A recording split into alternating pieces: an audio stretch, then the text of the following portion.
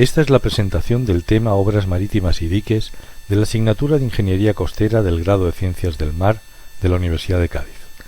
En este tema vamos a estudiar algunos de los diferentes tipos de diques existentes, sus características y los factores a tener en cuenta para su diseño y construcción. Los puertos pueden ser de dos tipos, naturales como los de Mahón o Pearl Harbor, por ejemplo, o artificiales, construidos por el ser humano. La construcción de puertos tiene como fin proporcionar abrigo a los buques o facilitar el transporte de mercancía, entre otras utilidades. Este último aspecto, el de transporte de mercancías, se puede llevar a cabo siempre y cuando la zona abrigada tenga alturas de ola muy pequeñas. Esta imagen representaría esquemáticamente un puerto en el que, suponiendo que el oleaje principal viene en esta dirección, se construye un dique en esta posición. Sería el llamado dique principal. También se puede construir un dique menor, llamado contradique, para defendernos del oleaje secundario que pudiera venir por este otro lado. En la zona interior de los diques, en el espejo de agua, se encuentran los barcos refugiados del oleaje, atracados en las dársenas o espacios existentes entre los muelles. Los diques se pueden construir verticales o en talud. En el caso del dique vertical, el material utilizado es el hormigón, y la ola refleja en el dique, no rompe.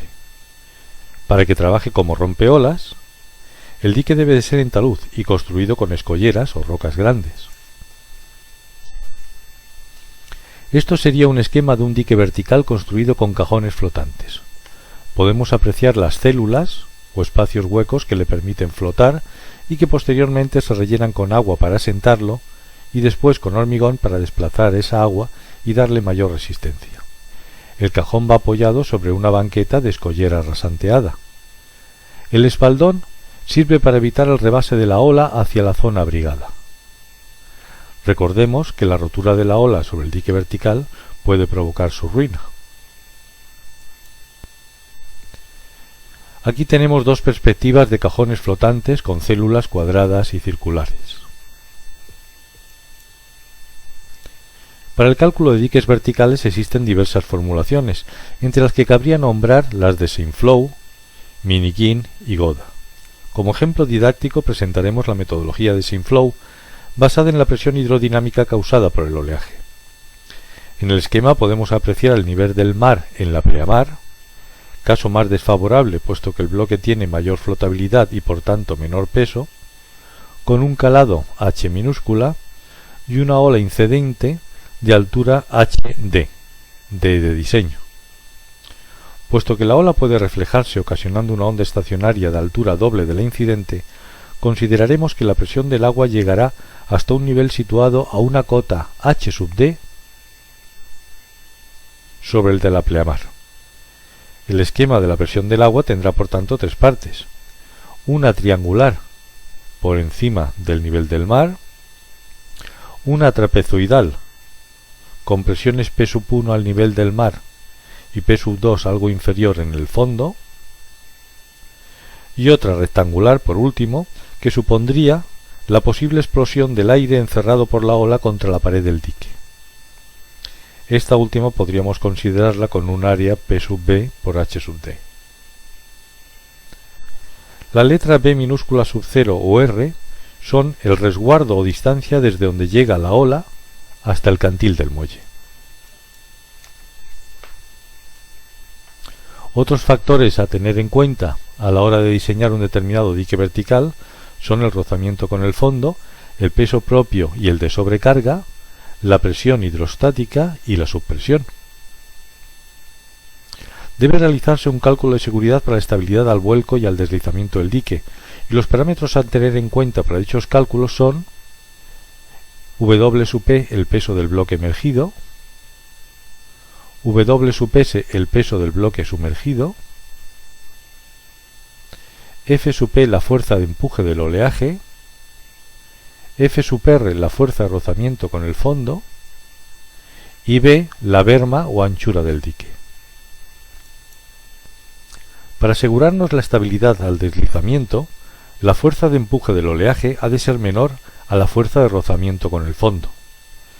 Este ángulo de rozamiento varía en función del suelo sobre el que se apoya el dique. Consideramos que si es roca, en una primera estimación, el ángulo será de 45 grados. Si es arena, el ángulo será de 30 grados.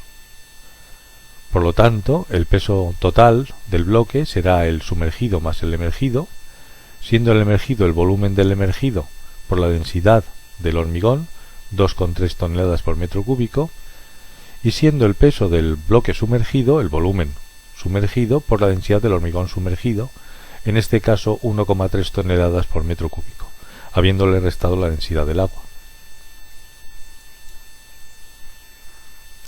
En el caso de la estabilidad al vuelco, estableceremos que el momento de vuelco, multiplicado por un cierto factor de seguridad, debe ser inferior al momento estabilizador.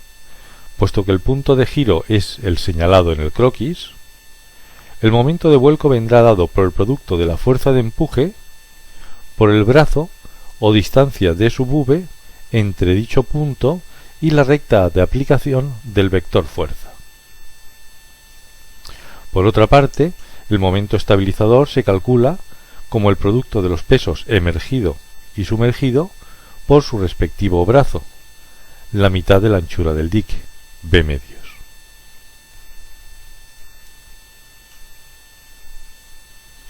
Los diques en talud absorben la energía de las olas al romper sobre ellos, por lo que hay poca reflexión del oleaje.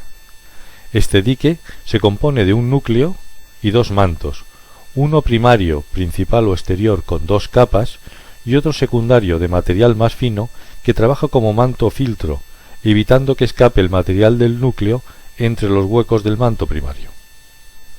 El peso de las piezas del manto secundario es entre 1/10 y 1/20 del peso de los bloques del manto primario. En esta fotografía se muestra un ejemplo de diques en talud: el dique principal y el contradique o dique secundario. Vemos que están formados por bloques de hormigón. Para el equilibrio de las piezas de un manto exterior, Irribarren en 1938, apoyándose en unas disquisiciones previas de Castro en 1933, estableció el equilibrio de la fuerza del oleaje con las componentes del peso y el rozamiento de las piedras. Su fórmula consistió en P de peso igual a un coeficiente n de rozamiento por el cubo de la altura por el peso específico de la roca dividido entre f coseno alfa menos seno alfa al cubo, donde alfa es el ángulo del talud, y dividido asimismo por la densidad específica menos 1 al cubo. El coeficiente n tenía dos valores principales, 0.015 cuando trataba de escollera y 0.019 para bloques de hormigón más resbaladizos por la creación del verdín. Más tarde, en 1959, 20 años después, Hudson adaptó la fórmula Irribarren, siendo esta la más utilizada internacionalmente. La P de peso cambia a la W de weight, la N se sustituye por un coeficiente K sub D, que depende de la pieza utilizada, y este peso W es función, al igual que antes, del ángulo en talud de la cotangente de alfa y de la densidad de la pieza ρ sub S dividido entre la densidad seca entre ρW, la densidad del agua del mar, menos 1 al cubo, todo ello multiplicado por el cubo de la altura de la ola.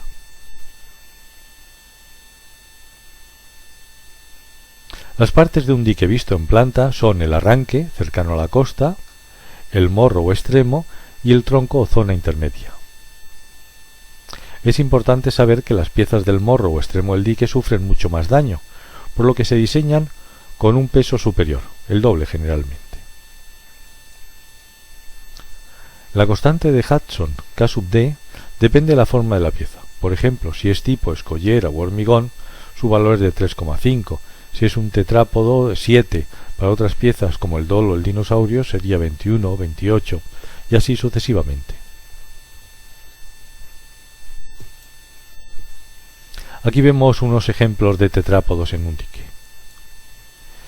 Y estas serían las formas de un dolo y de un dinosaurio, piezas con una mayor trabazón, pero también con mayor dificultad de encofrado, mayor coste por consiguiente, y sobre todo con una mayor fragilidad. pueden partirse muy fácilmente por la mitad. En esta diapositiva vemos unos ejemplos de diques en talud, con la colocación de los bloques en el morro. Las causas por las cuales los diques en rompeolas sufren daño son extracción de piezas, movimiento y disgregación, rotura de las piezas, deslizamiento de los mantos, fallos en el terreno de cimentación, erosiones al pie, materiales inadecuados, defectos en la construcción o averías por rebase. Para diseñar los diques rompeolas consideraremos el tipo de avería y las definiremos como inicio de avería, huecos visibles generalizados de tamaño superior al medio de las piezas, DN50. La avería Iribarren, los huecos de la primera capa dejan expuesta la segunda, cuyas piezas pueden ser extraídas. Inicio de destrucción, los huecos de la primera y segunda capa dejan expuesto el manto secundario. Y destrucción, cuando las piezas del manto secundario han marchado y el núcleo queda expuesto. Para una mayor claridad veremos aquí unos esquemas en el que en principio tenemos el dique antes del temporal, con el manto principal compuesto de las piezas de la primera y de la segunda capa, en un color diferente. Estas redonditas en rojo sería el manto secundario, y aquí tendríamos el núcleo del dique.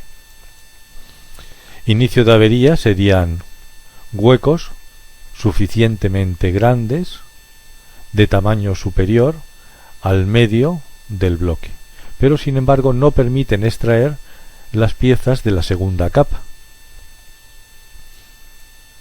Avería de Iribarren es el momento en el que estos huecos generalizados sí que permitirían extraer la pieza de la segunda capa. Sin embargo, si el temporal acabara en este momento, dique no habría sufrido ningún daño irreparable. Simplemente volveríamos a colocar unos bloques en los huecos y eso sería suficiente. Inicio de destrucción es cuando ha desaparecido ya un bloque de la segunda capa y por lo tanto queda al descubierto las piedras mucho más pequeñas del manto filtro. Y destrucción es cuando, habiendo salido ya las piedras del manto filtro, queda expuesto el núcleo, con lo cual, incluso aunque haya acabado el temporal, simplemente los oleajes de mar de fondo serían capaces de seguir arruinando el dique. Ya no tiene solución. Para finalizar hablaremos de los pantalanes, o estructuras que sirven para abordar de una manera fácil y cómoda las embarcaciones en puertos donde exista carrera de marea. En este caso tenemos un pantalán flotante. Aquí tenemos los flotadores, que pueden ser de diferentes tipos, con unos fingers, donde pueden atracar los veleros o barcos deportivos, y el pantalán sube y baja guiado por unas pilas pilote ancladas en el terreno. La pasarela también es corrediza, con lo cual puede adaptarse a las distintas alturas del nivel del agua.